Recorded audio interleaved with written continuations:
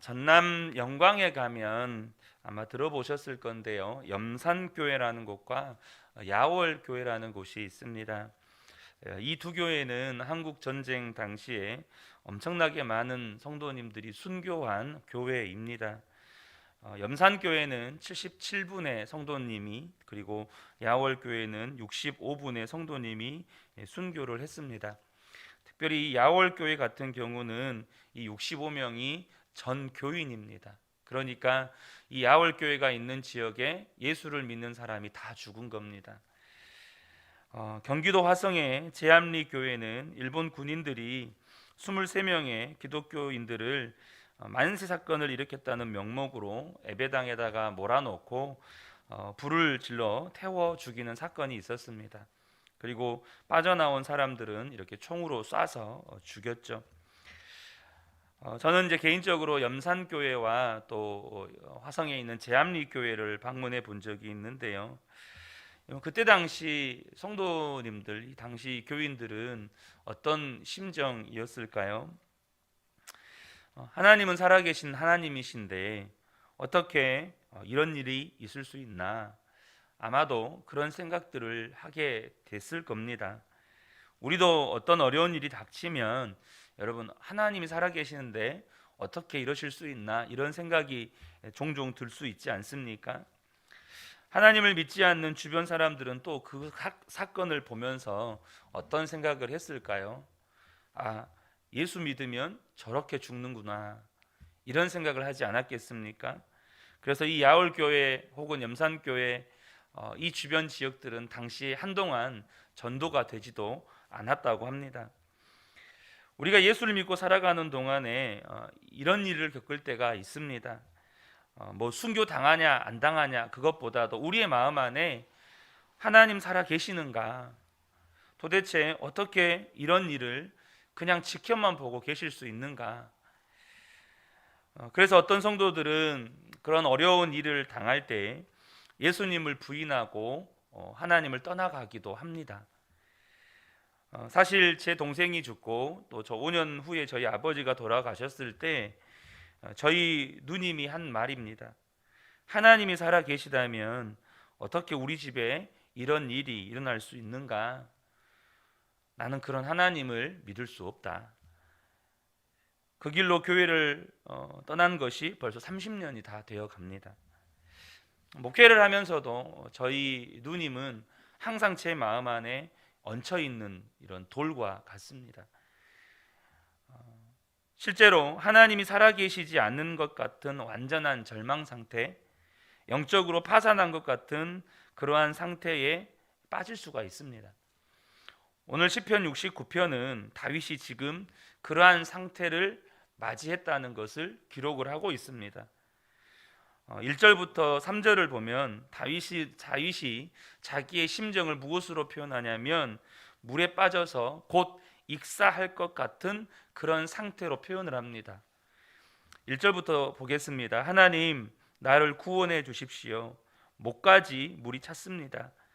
발 붙일 곳이 없는 깊고 깊은 수렁에 빠졌습니다. 물속 깊은 곳으로 빠져 들어갔으니 큰 물결이 나를 휩쓸어 갑니다. 목이 타도록 부르짖다가 이 몸은 지쳤습니다. 눈이 빠지도록 나는 나의 하나님을 기다렸습니다.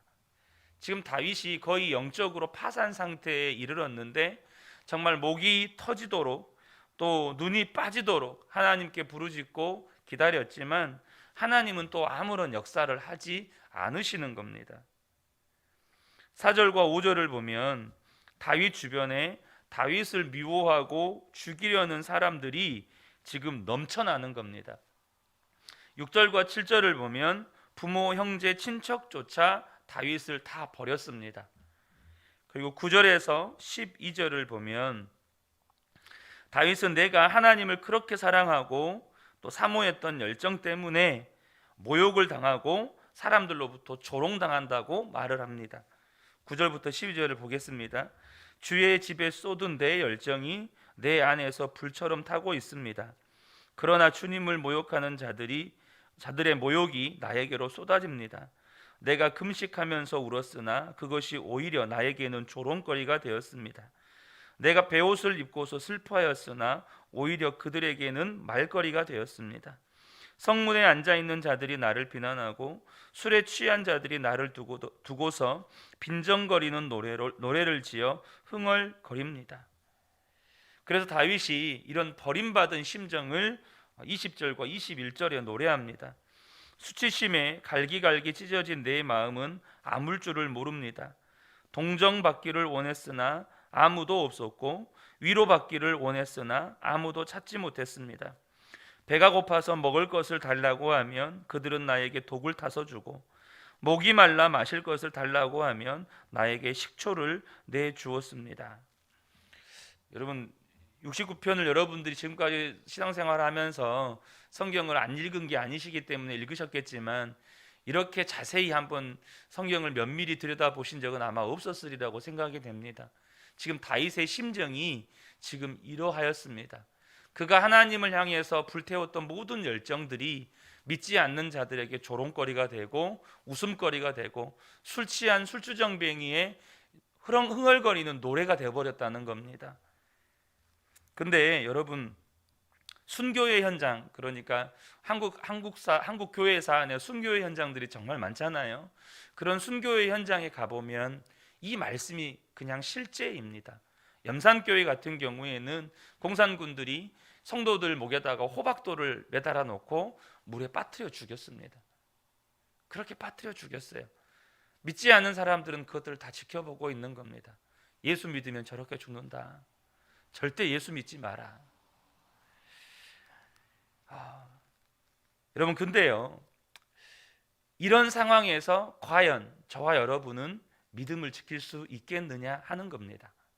지금 순교를 당하냐 안 당하냐 이런 문제가 아니라 우리의 삶에도 하나님 진짜 살아 계실까? 이런 의문이 들 때 그런 어떤 영적인 밑바닥의 상태를 만날 때가 있습니다. 진짜 하나님 살아 계시면 이러실 수 있나? 그런 영적 파산 직전의 상태를 만날 때가 있어요. 그러면 그때 저와 여러분은 과연 믿음을 지키고 살아갈 수 있겠느냐? 혹 이 지금 순교의 현장에서 순교를 당하는 수많은 성도들, 내가 과연 그런 현장에 있다면 나는 믿음을 지키고 살 수 있겠는가? 대답하기 쉽지 않은 문제죠. 그러나 여러분, 대답하기 쉽지 않은 문제를 할지라도 정답은 알고 계셔야 합니다. 그것을 모르기 때문에 우리 안에 흔들리는 일이 있는 것입니다. 여러분, 아무리 힘들고 절망스러운 상황에서도 진짜 예수 믿는 사람은 믿음 지킬 수 있습니다. 왜냐하면 믿음은 내가 지키는 것이 아니고 내 안에 계시는 주님이 지켜주시기 때문입니다. 여러분, 믿음은요 생명입니다. 그래서 우리가 예수님을 믿는 것은 단순히 교회 다니고 예배드리고 이게 아니라 예수의 생명이 우리 안에 들어온 것입니다. 내가 예수를 믿는다는 것 자체가 내 생명이 예수의 생명으로 바뀌었다는 겁니다. 그래서 그 생명이 역사하는 겁니다. 내가 어떤 믿음이라고 하는 걸 소유하게 되어서 그 믿음을 내가 이제 계속해서 가꾸고 지켜가는 게 아니라 예수의 생명이 내 안에 들어와서 그 생명이 내 안에서 역사하는 것이 믿음입니다. 그래서 여러분, 어떤 절망적인 상황에서도 진짜 믿음이 있는 성도는 그 믿음이 지켜지게 된다는 사실입니다. 본문의 다윗은 분명히 절대적인 절망의 상황인데도 불구하고 곳곳에서 믿음이 살아있다는 것을 또한 엿볼 수가 있습니다. 5절에 보면 다윗은 자신의 죄를 회개합니다. 여러분, 회개의 역사는 믿음의 역사입니다. 또 6절을 보면 자기 때문에 하나님의 영광이 가리워지지 않기를 기도합니다. 여러분, 기도는 믿음의 역사입니다. 13절과 18절에 보면 하나님께 구원을 갈망하면서 또 기도합니다. 그리고 30절과 36절에 보면 이런 형편에서도 하나님을 찬양합니다. 30절, 31절, 34절을 제가 읽겠습니다. 그때에 나는 노래를 지어 하나님의 이름을 찬양하련다. 감사의 노래로 그의 위대하심을 알리련다. 이것이 소를 바치는 것보다, 뿔 달리고 굽 달린 황소를 바치는 것보다 주님을 더 기쁘게 할 것이다. 하늘아 땅아 주님을 찬양하여라. 바다와 그 속에 있는 모든 생물아 주님을 찬양하여라. 여러분, 절망적인 형편에서도 회개가 있고 기도가 있고 찬양이 있습니다. 이것들은 다 우리 안에 계시는 예수의 생명의 역사입니다. 이것은 다 믿음의 역사예요. 여러분, 그 영혼이 살아있기 때문에 예수 그리스도께서 정말 그 마음에 계시는 사람이라면 여러분, 믿음의 역사가 일어나는 겁니다. 내 힘으로 할 수 있는 게 아니에요. 그렇다면 여러분, 어떤 절망적인 상황도 성도에게 끝이 아니라는 사실입니다. 상황은 분명히 절망적인 상황일지라도 마음속에 생명의 믿음이 역사하고 있다면 끝이 아니라는 거예요. 요한계시록 3장 1절에서 6절을 보면 사대교회를 향하여서 성령님께서 무서운 책망을 하십니다. 사대교회가 살았다는 이름을 가졌지만 죽었다는 것입니다. 그런데 그 사대교회에 옷을 더럽히지 않는 몇몇의 성도가 있다는 거예요. 여러분, 하나님께서 죽었다라고 평가할 만큼의 교회가 도대체 어떠한 영적 상태일까요? 얼마나 처참한 상태겠어요. 예배를 드려도 늘 식어있는 예배, 기도를 하더라도 형식적으로 참여하는 사람도 별로 없고 그나마 형식적으로 마지못해서 하는 몇몇의 성도들, 정말로 하나님으로부터 죽어있다고 평가받는 교회가 어느 정도의 교회일까 상상이 안 갑니다. 그런데요, 그런 교회 안에 교회가 죽었다고 말씀하시는데도 그 속에 옷을 더럽히지 않는 살아있는 몇몇의 성도가 있다는 이야기입니다. 여러분, 그 성도들 입장에서 얼마나 힘들었겠어요?